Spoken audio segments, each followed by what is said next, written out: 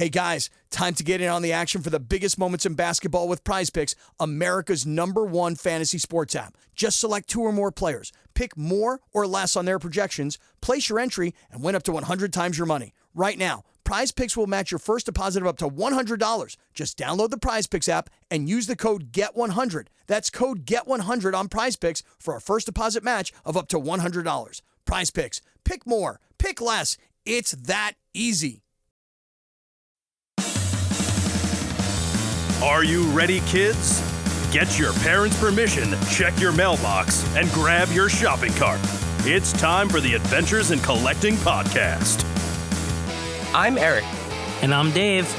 Welcome to Adventures in Collecting, where we talk toy news, culture, and hauls, along with our journeys as collectors. Hello, everybody, and welcome back to Adventures in Collecting. Hi. That was I just realized that was a squeaky hello, everybody. I have a little bit of a cold, so I apologize. That was a bit of a nasally hi from I don't know what I have. It's a little bit beyond the cold. Yeah, I don't have what you have, but it's I know what it's not. Mine is like right here. I'm gesturing to my chest. It's like right in my chest. It's really great.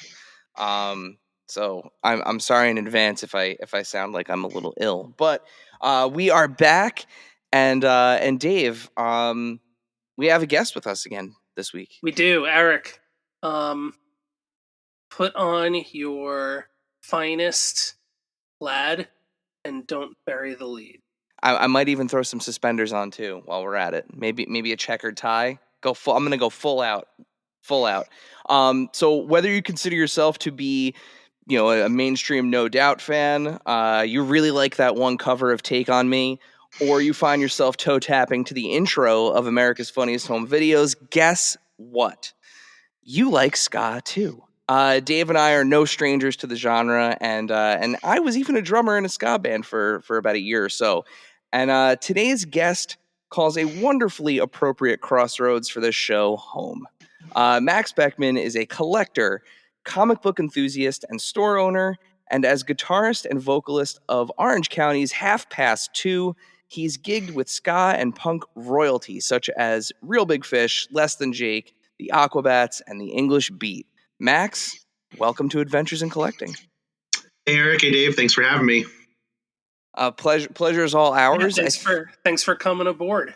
I think you have now the honor of being the first musician on the show. We've had pro wrestler. We've had, of course, toy marketers. We've had toy designers, but I think we've had people who've dabbled, but not like calling musician like. Yeah, you are definitely the first like professional musician that we've had on the show. So this is professional. Okay. This is a new milestone for us. So we're really excited to have you. And as this is a show about toy collecting. First question that we ask all of our guests, what are you currently collecting and what are some of your recent pickups? All right. So I will keep it to current, just current. So this doesn't take 2 hours or more. So currently I would say my main thing is always Marvel Legends. Although I have many main things, so that's not really fair. Marvel Legends, Star Wars Black Series, Power Rangers Lightning Collection, such as if that can be called a current line since it's on hiatus. Yeah. Rip. But also other Power Rangers, like I collect the Super 7 Ultimates and other various Super Sentai things. So Power Rangers in general, TMNT in general. I do not all the cartoon NECAs, but a lot of them. I'm not a completionist on really many of the sub lines, but I collect a lot of the NECA Turtles and the Turtles Ultimates, and various other Turtles stuff. And my other Transformers Masterpiece, Nice. But Masterpiece scale, I don't have a ton of official Masterpiece. I mainly get third party stuff because it's just a lot better. And they make a lot of things that Sakara and Hasbro haven't even gotten to. So I collect all the Beast Wars. There's been a ton of third party like Beast Wars masterpiece scale stuff too. And my newest thing is Japanese Sofubi Godzilla, other Sofubi too, to an extent, just like one-off original characters, but mainly Godzilla and other Toho monsters. Hedorah is my favorite Godzilla monster, villain, enemy, however you want to say it. So I was just getting like a lot of Hedorah, but now I've kind of expanded and have a lot of Hedorah and a lot of Godzilla, and try to get all the different characters represented at least a little bit. I think that's what I'm getting currently. I think that is all my current like main collections. And that's awesome. Yeah, I mean, we were talking about it before we started recording, but those Sofubi kaijus, they're gorgeous. Like all those different colorways and like the metallic like glitter variants and stuff. There's so many cool colorways of those. That's what really kind of drew me into it, because I've always been like a collector of realistic looking things or on model looking things, and just getting these characters kaiju in just crazy colors was just really appealing. And these things that don't fit in with the 1/12 scale collection that I vaguely stick to was appealing after so many years. Because my previous main collection was 3 3/4-inch Star Wars that I did from Power of the Force 2, and I fell off about 2010. I just got totally burnt out.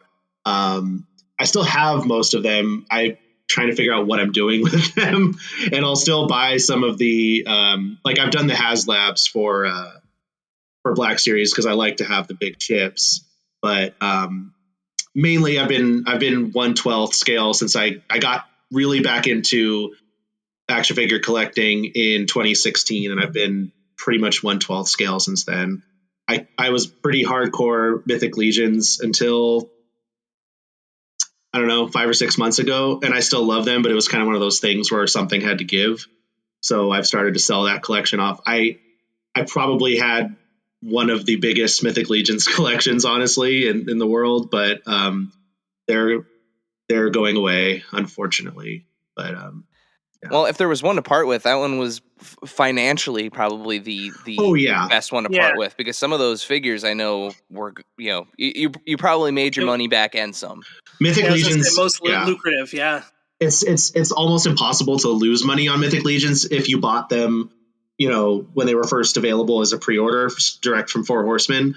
So that was one of the reasons I decided to let go of that collection. But ultimately what it came down to was something had to give somewhere, and the nostalgia won out over just loving those figures, And so me just having my Marvel characters, my Star Wars, my Turtles, my Power Rangers, Super Sentai, like that just has more of a place in my heart.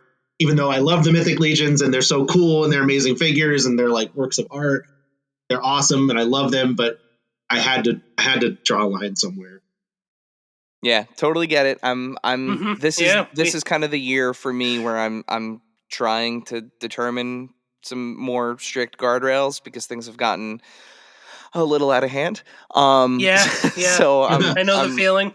Yeah, I mean, I got really, really out of hand like during pandemic because I was just like working all the time and just at home. Well, not at home, in my warehouse too, and just we weren't going anywhere, and so I just was like, there's more money because we're not doing anything, and now I'm like, oh boy, because I was doing like G.I. Joe Classified, and I was doing all kinds of like just that looks cool. Like I was doing Thundercats Ultimates, even though I never watched Thundercats as a kid. I was like, Ultimates, I'll just get all the Ultimates. But then it's like, what am I doing? So, like these are cool. I should have this because it will fit in this collection of 1/12 figures. But there's too much stuff. So it is a line we all get to for sure. Yeah. So getting into the band, Half Past Two was formed in 2006. That's nearly correct. 20 years ago. I would say at the height of kind of that era of kind of pop punk and ska being a big thing. How did the band initially come together? Well, I mean, ska was not popular when we started this band, and it's still not popular, but it's been like making inroads lately. Um, I went to high school at Los Alamitos High School, which is kind of a epicenter for Orange County ska in the 90s. That's where Real Big Fish was formed. That's where Monique Powell from St. Ferris went to school. Our Bandits came from that school. So it was kind of always around. When I was a kid, my best friend's older sister had a boyfriend who was one of the original saxophone players for the RX Bandits, who were known as the Pharmaceutical Bandits at the time. So I saw them in the gym at Los Alamitos High School when I was still in elementary school or middle school, and that was really cool. Then I kind of forgot about it, and then not forgot about it, but I never really got super into ska until I was in marching band in high school, and one of my someone formed a ska band. I was like, oh yeah, ska, I've heard of this. And then I just was like super, that was it. It was over from that point. I learned guitar so I could play ska. I never wanted to do anything else. When I was a senior in high school, I formed a cover band called King Otter Pop and the Slush Tones. And we played a talent show. We did that for a few years because we were in marching, all the members were from marching band. So we had like younger members. So we were able to do it for a few years in a row. And then in the summer of 2006, everyone had graduated and we kind of were just like, why don't we try being a band for real? And then we made the transition to Half Past Two. And it hasn't, we were really active from 2006 to 2009. And then, you know how bands go, there's a lot of drama. So there was a break where I was not in the band for 5 years, even though I was the one that started it, but we don't need to get into that. And then the last 10 years have been like super, like we've been super, super active and just kind of going with it since then. Yeah, I mean, it's one of those things where I laughed when you said ska. You know, ska wasn't popular when you formed the band, and you know, it's like, you know, finding those inroads now. And I know like there, you know, there's a lot of YouTube creators out there like Ska 2 Network, you know, that have kind of repopularized the like ska cover scene, right? Or helped repopularize it. But like it's one of those things where at least here in, you know, in New Jersey, you know, being in and out of bands since I was 15, there was always like every town had like their ska band. There was that like one ska band, and they were like so popular. They were always like the most musically talented because, of course, like, you know, all the horn players and everybody, like they're the professionally trained musicians that like, yeah. And I mean, you know, we were have the their state stuff that had together. like Catch 22 and Streetlight and Yep. Yeah, it's just it's funny because like I always and you know, Dave too. I mean, we always loved the genre, you know. So you know, whether it was whether it was the Boss Tones, whether it was like honestly, one of my fondest memories of going to like a concert when I was younger was the Skank Across America tour, where it was Real Big Fish and Less Than Jake co-headlining like a big outdoor. Oh yeah, we were at at Starland. Yeah, it was the best. Streetlight was on that too. Yeah, it was like it was so much fun. Suburban Legends, Patent Pending. That's right. Oh, Patent Pending. Yeah, Starland Ballroom is always one of those venues I've always seen like flyers for forever, but I've never been there or anything. Yeah, obviously, I've never been to New Jersey before, so. Well, you're coming to New York soon, right? Well, I am, and we're staying in New Jersey, so I will finally be going to New Jersey. There you go. Yeah. So you mentioned, you know, that you kind of got your, you know, cut your teeth on, you know, doing covers, and that's, you know, the cover scene has always been something that's been very closely associated with ska. You know, and you guys have done some really interesting covers past couple years, from Ludo's criminally underrated "Love Me Dead," "Dance Magic Dance" from Labyrinth, which we are both tremendously fond of. And most recently, actually, the first song I ever heard from you guys was your cover of "Three Small Words" from Josie and the Pussycats. Yep. How do you go about picking these songs, and what's the process to put kind of the 2:30 spin on them? Well, it usually just starts with something like, "Wouldn't it be funny if we did this?" Um, so, and there is a strategy to it as well, because we don't want to be known as a cover band, but we have done a lot of covers, and part of it is it's just really fun. Another part is strategically, you're able to potentially find a new audience. Not all those people are going to come over and listen to our originals, but at least there's some conversion if someone hears our cover. Because like Three Small Words, we actually released that in 2018, I think, and that is, for a long time, that was our most popular song on streaming by far. And so it's done a lot for us. And I really like doing covers because it's easier than, not because, but it is easier than writing a song from scratch. And it's a fun challenge to take someone else's song and put it in our style. It's really enjoyable. I like rearranging songs, and I like taking all the different parts and trying to figure out how to like translate that using the instruments that we have. Like we did this in the same time we released Three Small Words. We also did, it wasn't released the same day, but it was the same session. We did Somebody That I Used to Know by Gautier. Cool. And that was one that was like, wouldn't it be funny if we did this? Because that song is like such an earworm and like it gets stuck in people's head. And so that one sticks out as one of my most fun, because there's like a lot of different percussion instruments in there and melodies, and like taking that and translating, giving it to the horns, then putting this other part in the guitars. And so, yeah, it's fun. It's really fun. We're just not doing as much lately because we're trying to release more originals, but we did just do a cover of Capsule by Suicide Machines, but that was pretty much a straight cover.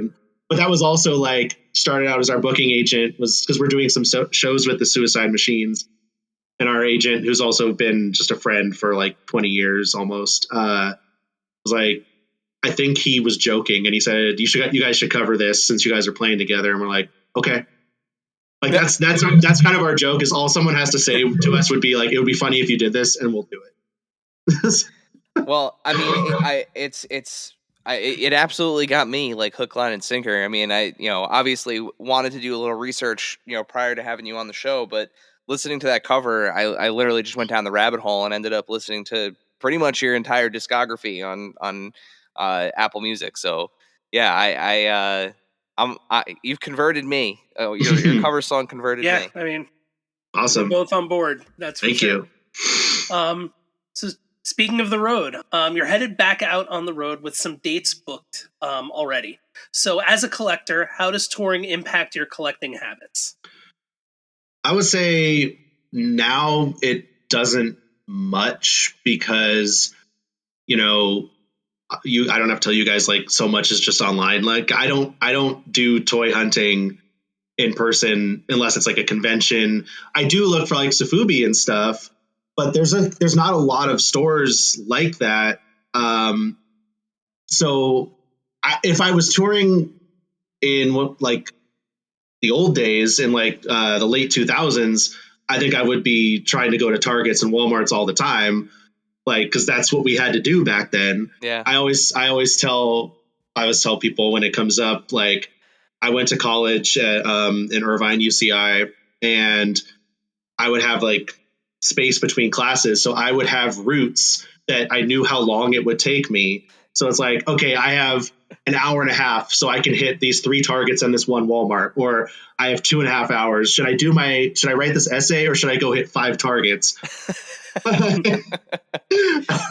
Nice. So if it was the old days, I'd probably be wanting to stop at Targets all the time. But I mean, I do still always look at the toy aisle when I go to Target, but there's really not much to worry about finding in store as far as I'm concerned. So yeah, not so much. But I am trying to find some unique, like, Sofubi toy stores, or some that might have that kind of stuff where we're going now.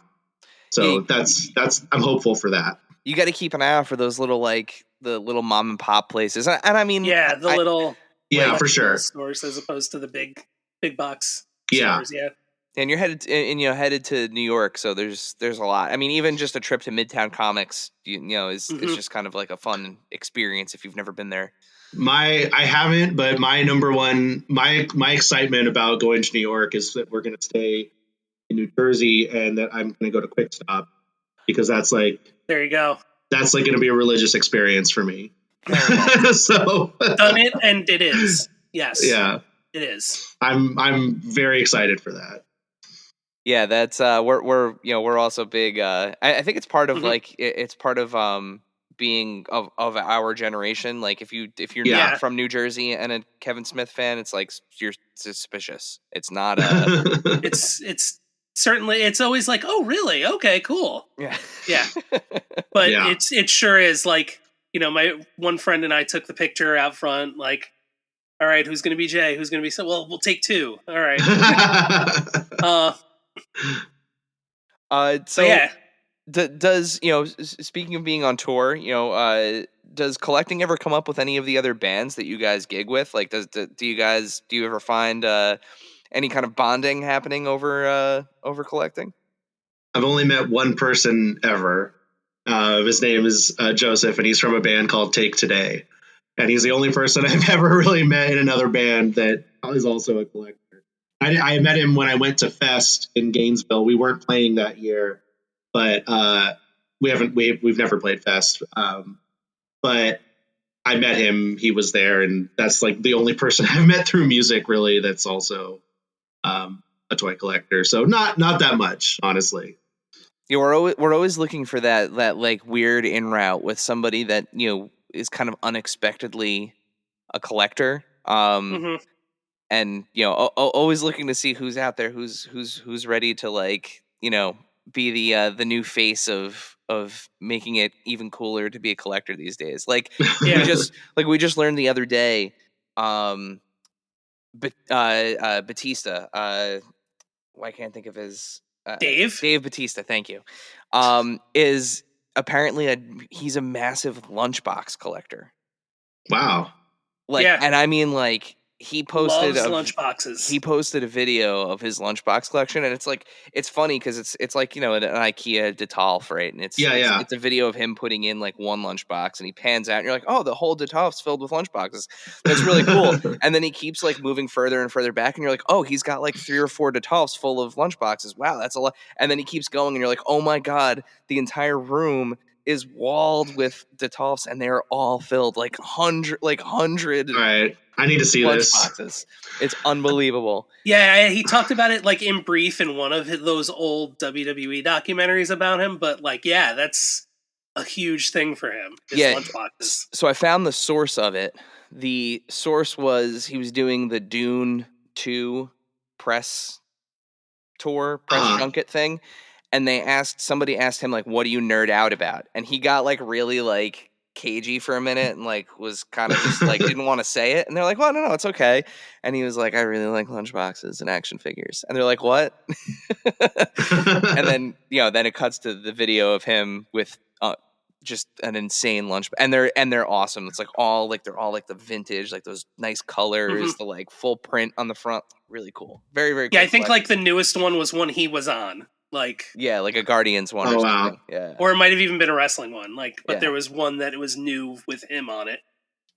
But the another thing that Dave and I both collect that is a hot topic right now for you. You guys are putting out a new record and on vinyl at that. So tell us a little bit about the new record.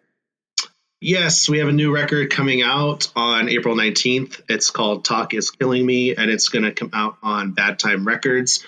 Bad Time Records is kind of like the epicenter of it's like the where ska is happening. There's other labels and stuff like Ska Punk International doing some cool things, but like Bad Time is where it's where bands want to be, frankly, for the most part. And we've been working towards it for a long time. Like a lot of our friends are on Bad Time, and we've been friends with the owner. The owner is the lead singer of the band Kill Lincoln. And So this is something we've been working towards. So it's super exciting. We started working on the record in August of 2022. And we brought in a new co-writer producer, Reed Wolcott. She is the lead singer of the band We Are the Union, who is another one of my favorite ska bands. And so that's kind of completely transformed our process. She's like a songwriter, so we'll get in the room and we can just write a song. She pulls it out of us, and it's great because writing songs has been pretty tortuous over the years. Like, it takes us a long time, and I always felt like I have to wait for inspiration to strike. But with her, she's just like, give me the confidence to just be like, I'll just play something random and we'll turn it into a song. And it's been very rewarding, very great experience. And yeah, the first single is called Dominoes, and it came out on February 23rd. So we got a video streaming for that, and it's available to stream everywhere. Yeah. And there will be more singles coming soon, with the full album dropping on April 9th. Well, The first single is great. Video is a lot of fun. I really enjoyed it. Very cool. When you guys dropped it the other day, and that label, like, you have some crazy label mates on there. One of my all-time favorites, Mustard Plug. Yeah, we've toured with Mustard Plug multiple times. The last little run we did was in the Midwest with them. It was for their record release. It was their record release shows for their album On Bad Time, Where'd All My Friends Go? And so we got to do 4 shows with them, which was really cool. That was in Chicago, Grand Rapids, Detroit, and Cleveland, which I'd never been to any of those places before. And we really haven't played. We really didn't do much touring in the old days. So most of our touring has been more local, like California, Arizona, maybe Nevada a little bit. Now we're starting to fly out. And like you were talking about earlier, in April. So the week that the album comes out, we have 4 shows: Brooklyn, Washington, D.C., Bensalem, Pennsylvania, and Boston, or Somerville, but basically Boston.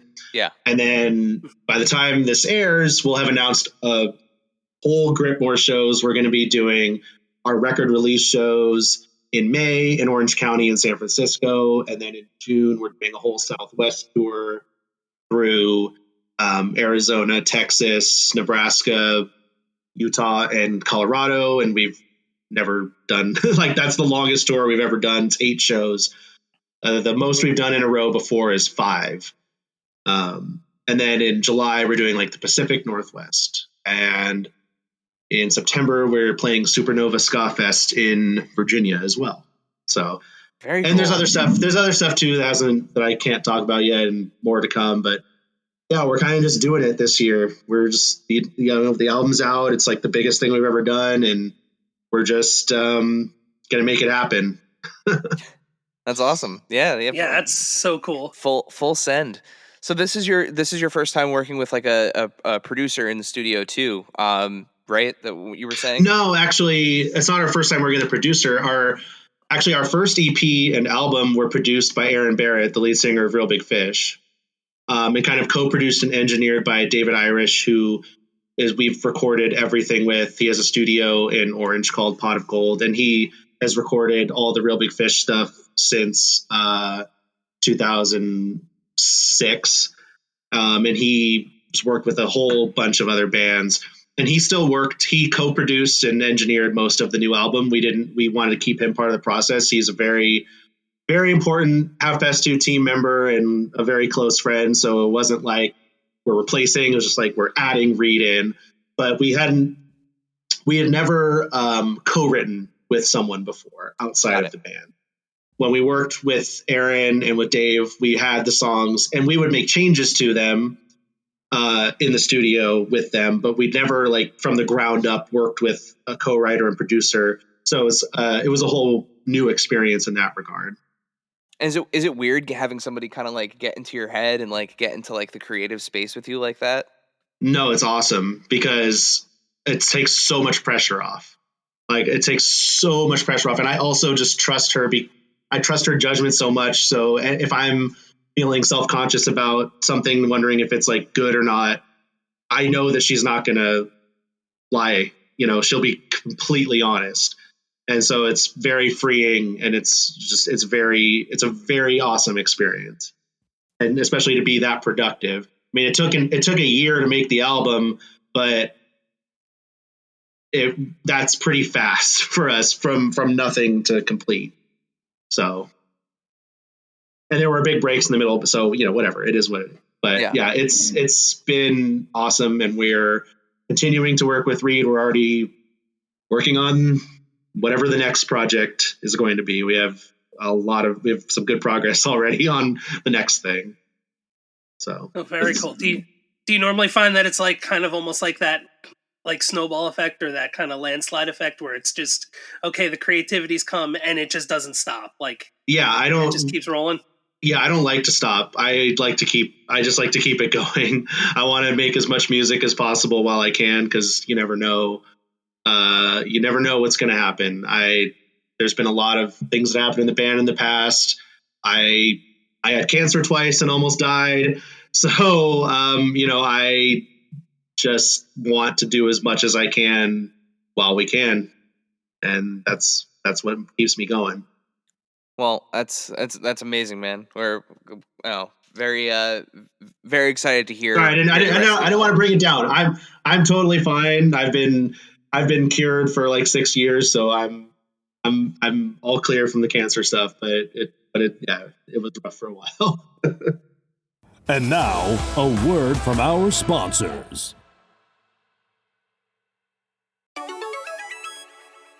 This segment is brought to you by our friends at Chubsy Wubsy Toys.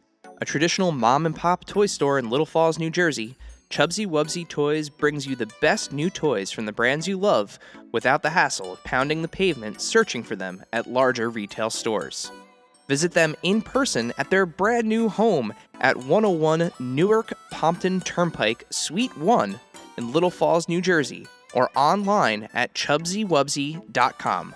That's CHUBZYWUBZZY.com. And tell them Adventures in Collecting sent you.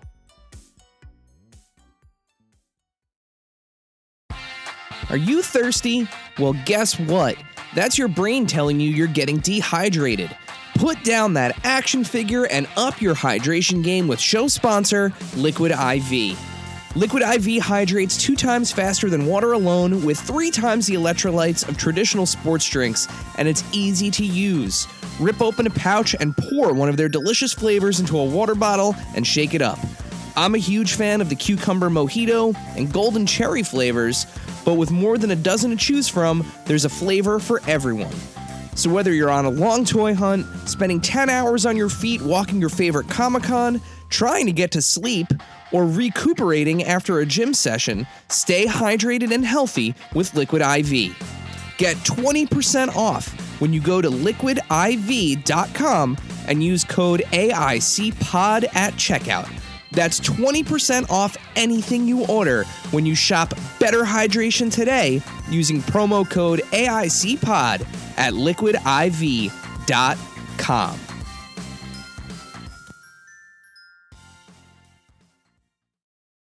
And now, back to the show. So outside of the band, you also run a comic shop and an online store. How did that opportunity come into your life? So I actually just own a website, cheapgraphicnovels.com. We used to be part of a store called Pulp Fiction, which is in Long Beach, California. One of my best friends, Ryan, still owns it. I started working there. Well, I started buying my books there in 2006, I think. And in 2007, one of the employees was moving. And so I swooped in and took that job.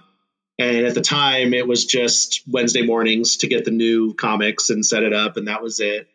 And then my ex-boss decided to start the website, cheapgraphicnovels.com. And I kind of built most of it from the ground up. And then as things got busier, I became the first full-time employee of the shop and the website in 2010.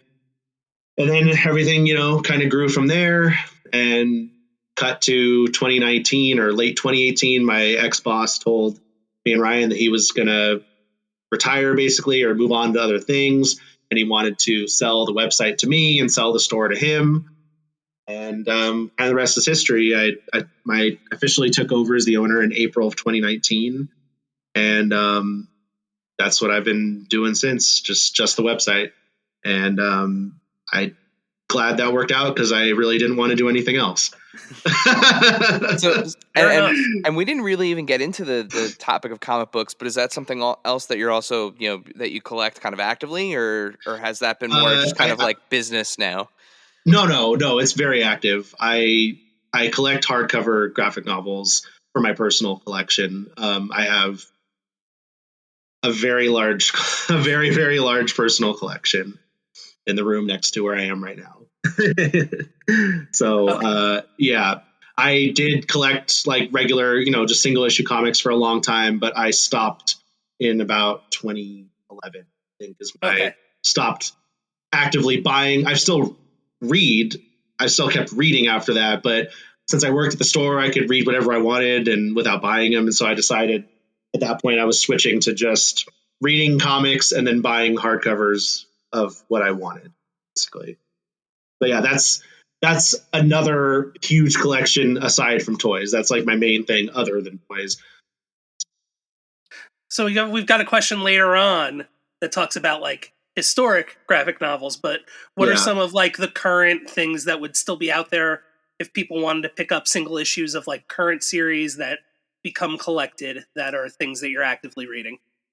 As far as like reading comics that just come out on a monthly basis, I've really pared it down to just keeping up with X-Men and Spider-Man, because those were the things that I started with when I started reading comics in like 24 years ago. So I keep up with those monthly for the most part. Everything else, I kind of switched to enjoying it more, also for my attention span, just like reading it when it's done. So when they do like the big omnibus collection of a whole 40 issue series, I'll just sit down and read the entire thing in a weekend or whatever. And I've found that's much more enjoyable now. But yeah, X-Men and Spider-Man are my two main, my favorites as far as Marvel goes. I mean, I don't just stick to Marvel and DC. Like I have everything, all, independent stuff, old stuff, EC Comics, Creepy and Eerie magazine collections from the 70s. Like I just love comics. So I have a big library that runs the whole gamut of comics. That's awesome. Yeah, I've kind of gone the same direction where except for Ghost Rider for me. But I've kind of gone the same route too. I actually have totally abandoned the physical books. I read them all on my iPad now. I have like I do like the Marvel Unlimited subscription, and I just I do it that way now, because instead of taking up space, real estate being important, Oh, you mean you don't also want stacks of long boxes like I do in lieu of like toy space as well? Nope, I'm already out of space, Dave. Which makes me angry. So yeah, it's nice having them all on an iPad. It's not the same, like, experience wise. Yeah, but like I read digitally too. Like all the single issues, I read digitally, and sometimes if I need to read something, I don't have the book on hand, I'll read it digitally. But and it's nice because you can kind of lean back or be in bed and read it. But I do prefer. Oh yeah. Overall, prefer to read physically for sure. There's nothing like it. I mean, every now and then there'll be something that comes out that like I guess I shouldn't say I've completely stopped. I'm just extremely picky. So like the most recent thing I picked up was like The Last Ronin. Same. That hardcover is first of all, it's gorgeous. The foreword in it by Robert Rodriguez is amazing. But yeah, it's like when something like that comes out, that's something that like that definitely needs to be on the shelf for sure. But so switching gears back to toys, this is something that's interesting. There's a lot of toy companies out there that are making music related toys. Like, you have Super 7 making ultimates and reactions of musicians. So there are a lot of toy companies out there making really great figures right now. If you could be an action figure in any line, what would it be? and what would be your accessories? Okay. I want to say Marvel Legends, but I'm not a Marvel character, so I don't think that really pertains. So I'd have to say Ultimates, because Ultimates could be anything.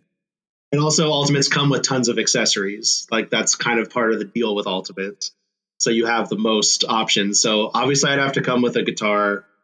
And I think I should come with other action figures of all the things I collect. So like in the for the Megazord Ultimates, there's like the two little, or they've done it throughout the Power Rangers Ultimates. You get the little the slugs. tiny ones, to go with it. So I would need to have at least, a couple, like a Spider-Man and a Wolverine and like a Blue Ranger, because Blue Ranger's the best, original Blue Ranger. Yeah. And a Leonardo, blue. I don't know I don't honestly, it's funny because like my favorite color is blue, and I really wonder if it's because of Leonardo or if that's just like not related at all, because TMNT was my first love. Like I had everything to a certain point. And I ended up selling it all to pay for Star Wars stuff. Once Star Wars became the be all end all for me, I sold all my Power Rangers, all my Turtles, which, I don't really say I regret, because I wanted more Star Wars, but I really wish I had mostly the Turtles. Like the Power Ranger stuff, I don't really care about having the original Megazord. I like having the newer fancy ones, and that's cool for me. But I wish I had all the original Turtles, because I don't think there's ever been another toy line like the vintage Turtle line. It's the creativity and just the weirdness. Oh yeah. Cannot be matched. And I do wish that I had those. And that's why the TMNT Ultimates are, well, it's kind of changed, and because I don't really know why it's changed, and they're maybe not doing all based on vintage toys, but at least the first several waves of TMNT Ultimates, that was like, this is my favorite line, my favorite Turtles line, because they are recreating the original figures. And when I get them, I try to like make them in the same pose that the original ones were stuck in, So anyway, that was a total tangent. I should come with a Spider-Man, Wolverine, a Blue Ranger, a Leonardo, and a Luke Skywalker from Return of the Jedi. Buff Luke Skywalker? Like, should it be like like Power of the Force, like buff? No, POTF2, no. A vintage collection, or Black Series, whatever. I guess Black Series. And I think that covers all the main food groups. And what kind of guitar would it be? A Telecaster? No, I don't play a Tele anymore. My main guitar is a Reverend, which is a newer brand, and a lot of ska artists play a Reverend.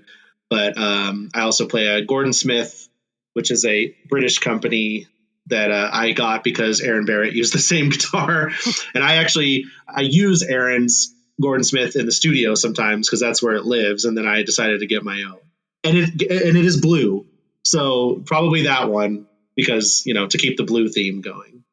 Very on brand. Yeah, for sure. I know exactly which guitar you're talking about. I can picture it.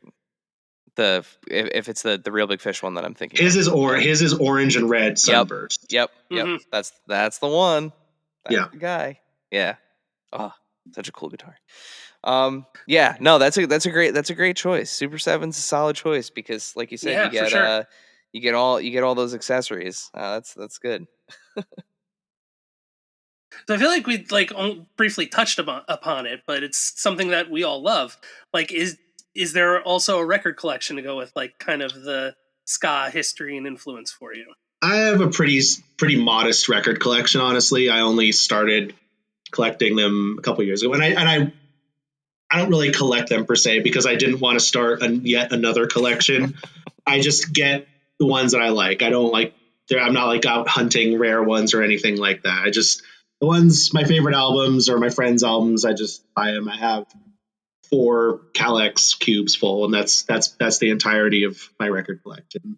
So it's more just a little thing in the closet than a main thing. So we kind of mentioned it earlier on in the show, but we have to thank friend of the pod, Ryan Ting from the Marvel Legends team, and fellow pop punk and ska enthusiast for connecting us. So I think in lieu of our normal Q&A section, I think it's only fair that we hit you with a couple of questions from Ryan. Sure. So Ryan is going to lead our Q&A. Dave, do you want to roll with the first question there? Yeah, sure. So number one is, what are your top 3 ska bands? My top 3 ska bands: Real Big Fish. I'm gonna do this part historically and part current. So, Real Big Fish number 1. We Are the Union, and it's so hard. That is so hard. The Hippos. Okay. You know what? It's really hard to just say 3. I think Ryan would expect all of us to answer this question, Dave. I feel like you would. So, do you want to go next, or should I go next with your top 3 You go ska next. bands? All right. So my number 1 is Less Than Jake. My number 2, I'm gonna have to go. We're gonna do Streetlight Manifesto. Okay. For number 2. 3 is hard. I want to say Real Big Fish, because like that was kind of the Real Big Fish and Mighty Mighty Boss Tones were kind of like the bands that got me into ska. But I gotta go with. I'm gonna do Real Big Fish. Yeah, I'm gonna do so yeah. Less Than Jake, Streetlight Manifesto, and Real Big Fish. Those are my 3 favorite. Okay, so we're gonna dip into the same pool a little bit. I'm going Boss Tones 1. Mighty Mighty Boss Tones. They're kind of my entry point. Yeah, actually, it goes back to the Levi's commercial. Not even Clueless. Oh, But then I would definitely say Streetlight Manifesto, and Less Than Jake. But Streetlight, shout out to I think Pete's still playing bass with them. He is. Pete is still. Pete, I went to high school with Pete. You went to high school. Oh, cool. You went to high school with him, and he was my wife's neighbor growing up. So Okay, how about that? We're the smallest of small worlds. Mm-hmm. You know, it's funny you mentioned Clueless with Boss Tones. I always think of that weird movie with Billy Crystal and Robin Williams. Father's Day, where they both think they're the kids. The one kid, they both think they're his son. That's the movie, right? Father's Day. I think it's called Father's Day. I think that's what it's called. I've never seen it, but he goes to there's a whole scene where they're in the pit at a Boss Tones concert. Oh wow! And Billy Crystal is headbutting children. I mean, 7 years difference. That makes sense for as far as the movies go. And he's teaching Robin Williams how to headbutt the children in the pit in order to get like their son out of like a bad situation. But I like it's so funny to me, because it's like the complete opposite thing that would ever happen in a Mighty Mighty Boss Tones concert happening in that pit. But yeah, that's what anytime I think of that band, I'm immediately drawn to that very strange scene from that movie. Now I have to watch it. Oh, it's a bizarre movie. I haven't seen it in probably. It's got to be like 15 years at least since I've seen it. I don't even know if it's like available streaming anywhere, but yeah. I have an amazing recall for its existence, but I've never seen it. Yeah, it's a weird one, and the kid is somebody famous too. I want to say it's Nick Papagiorgio from Vegas Vacation. I think. Ethan Embry. Yeah, thank you. Yeah, I think he plays the kid. If it's not, it's like it's a kid an actor that looked a lot like him, and my brain is just it's all of us are amazing radio. All of us right now are IMDbing the movie. Yeah, I'm looking, because I don't think it's called Father's Day. It's not Ethan Embry. Julia Louis-Dreyfus is in it. Yes. Is it called Father's Day, Dave? Yeah. Oh, it is? Oh, yeah, there it is. I can't find There was it. another Father's Day that came up when I first looked. It says the bands in it are Sugar Ray and the Muffs. Oh me, now I'm all twisted. This whole time it was. Maybe I'm misremembering. I feel like for sure the song that's playing in the background during the headbutting scene is I do not. is the impression I've that I not get. seen this. Um, Charlie Hoffheimer is the we're, we're actor. gonna I'm gonna have to revisit this movie now and like He was in Mad Men rewire at some point. my brain. Okay, so tangent aside, weird 90s movie tangent aside, the other question that Ryan has is if you could pick one graphic novel each from the 80s, 90s, and 2000s, what would they be? Okay, so I'm taking this to mean series because there weren't really graphic novels in the 80s and they're not much in the 90s. So these are going to be collections of what I would pick from those decades. So for the 80s, well, it's not 100% 80s, started late 70s.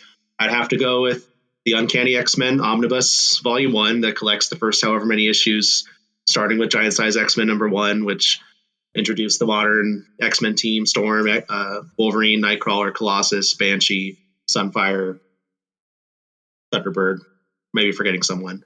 But that would be my pick for the 80s. It's like I said, it starts in the late 70s, but close enough.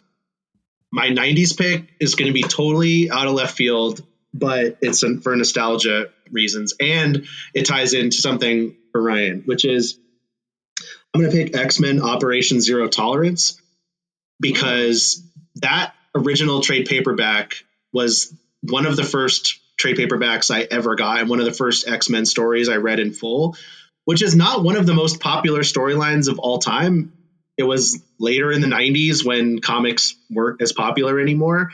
But because of when I read it and how early I read it, it's always had a very special place in my heart. And the three members of the X-Men that joined in that story that have a special place in my heart because of it, even though most people don't care that much about these characters, are Maggot, Marrow, and Dr. Cecilia Reyes. So was so happy when we got a Maggot Marvel Legends. Yeah. And now I just need Ryan to get on Marrow and Cecilia Reyes for me.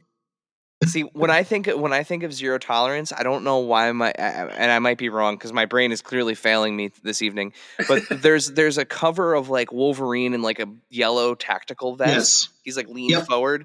I love that version of Wolverine. Like just I like think that was drawn by Leinil Francis Yu. I think super cool cover. Jumps right, and I can remember like the like circle Zero Tolerance like logo is in like it's either in the upper left or upper right, but like awesome cover. I would love a Marvel Legends version of that Wolverine.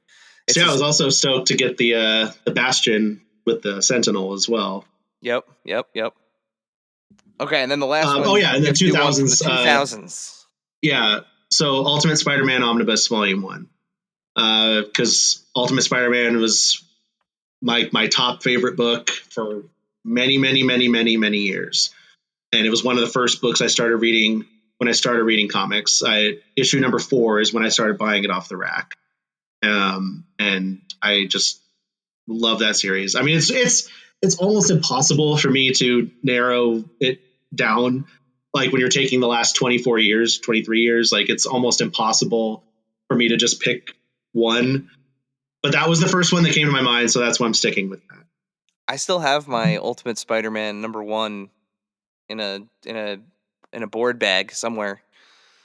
Nice. Mine, not somewhere. Mine I it's in my bought while I bookshelf. was in college. Mine I bought while I was in college, so that isn't in the best shape. But so I actually bought it twice, or it was bought for me twice. The one that I read no longer exists. I found this one like squirreled away with stuff. Like I honestly I don't think I had the foresight to like put it away. Definitely not at that time. I think I honestly and truly just forgot that I bought it and put it in a pile somewhere and was like, oh, I want to read this, and like went back and got it again at some point. Yeah, I remember that was like the first book that had like that hype Yeah. in a long time. Yeah. Well, I got into finally being a comics like hardcore weekly reader after the first X-Men movie. So also like that was the era, and it had Ultimate Spider-Man had started just a little bit before that. So Yeah. exactly. I never went back and got it. I mean, I've obviously read the whole series. I never went back and got issues 1 through 3, and I later sold my entire run. I did keep Ultimate Fallout #4, which is the first appearance of Miles Morales. So I do still have that Very cool. because I love the character, and so I decided to keep that one. Well, before we let you go, we do have a tradition on this show where we have a final question that we ask all of our guests. Dave, would you like to fulfill your role as this show's James Lipton and ask our final question? Why, yes, I would. So, Max, this is the final question that we ask all of our guests. What is your favorite and/or strangest piece in your collection? It can be one of each, or it can be both. Okay. Again, almost impossible, but the first thing that came to my mind, so that's what I'm going to stick with, is I bought when I took over my business and I started to have a little bit more disposable income. I found something that I always wanted, never thought I would get. It was expensive, but it was a very good price for this. And more importantly, it was somewhere where I could drive to get it because it's so large that it's not that feasible to ship, which is the Millennium Falcon Extraordinaire, which is the ones that were hanging in Toys R Us's in 1999, and every store gave one away. So I do have one of those. It's not in perfect condition. It is complete, but I've had it for a few years already, and I keep saying I need to find someone to like 3D print some things to fix it. And I'd love to get it like fully tricked out and customized someday, but I do have it, and I love having it. It's pretty darn close, I feel, to 1/12 scale. Maybe like a tiny bit too small, but like you put a figure next to it, the cockpit, and it looks pretty damn good. Yeah. So that's that. I'm gonna go with that as my favorite toy in my collection. Strangest, I'm not sure. I'm not sure. I guess that one's kind of strange because like a lot of people don't even know what it is. But I was able to I just saw one pop up on Facebook, and it was in Fresno, which is like a 3 or 4 hour drive. So it was at some like card shop. And I was like, hey, can I drive and will you give me a better price by paying cash? I was like, yep. So I took a whole day and I went out there and picked it up. And Nice. yeah. So I would say that qualifies as both. Yeah, that definitely qualifies as both. I mean, I've been collecting Star Wars figures. Like, I still collect the 3 3/4 inch. I never really got into Black Series. I'm still like, that's my primary collection. That and my Marvel Legends are really like the two things that I have more than anything else of. And I've been collecting since that Power of the Force 2 line. Like, still have my original ones from when those were given to me, and I am today years old. I've never heard of this Millennium Falcon, and I'm trying to wrap my head around it, and trying to not go on eBay right now and start looking for it. I vaguely remember one hanging up in the store. Yeah, they were in. It was in pretty much every Toys R Us in 1999, and then they gave it. It was a raffle to give them away when the promotion was over. That's fascinating. I'm looking it up right now. This is fascinating. I have to. We have a friend, very good friend of the pod. Shouts to Craig, who used to work at our local Toys R Us. So I am definitely going to be bugging him about this when we get off with you, because I need to know more. This thing looks incredible. And just a side note to what you're saying too, it's just a funny like collecting thing that I'm sure you guys can relate to. Is I somewhat frequently have like a crisis of conscience and think like, did I make a mistake by getting into Black Series and not sticking with 3 3/4 inch? Because there's just part of me that feels like Star Wars is 3 3/4 inch. Yeah, it is. but I had stopped in 2010, and yeah, I honestly think about it more than I should, about if I should just dump all the Black Series and like try to go back and like fill in the 3 3/4 inch. And I'm like, am I making a mistake? Do I continue to make this mistake? I don't know. I love the Black Series too, though. I love the Black Series. Well, it was like what Eric was telling me, and it's kind of adjacent to like, well, should I be doing this? Was when I started my Oops All Ghost Riders Marvel Legends collection, and it's like there's only 7. Like, yeah, so far. No, I mean, I tell this to everybody. I was almost in on a HasLab, but I support it. I was in on the HasLab. I'm very disappointed in that. Yeah, I'm disappointed I wanted Robbie in the car.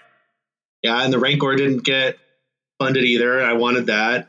I was also bummed because see, I'm a kind of, I've toned it back, but I'm a pretty crazy, like I was a pretty crazy army builder. So like I have 7 of the Sentinels. Although two I've never opened, so I've thought maybe I'll just sell those because 5 is still a lot. It is, and you make 1 master mold, and then exactly the 2 flanking. That's why it has to be an odd number, because you need the 1 master mold exactly.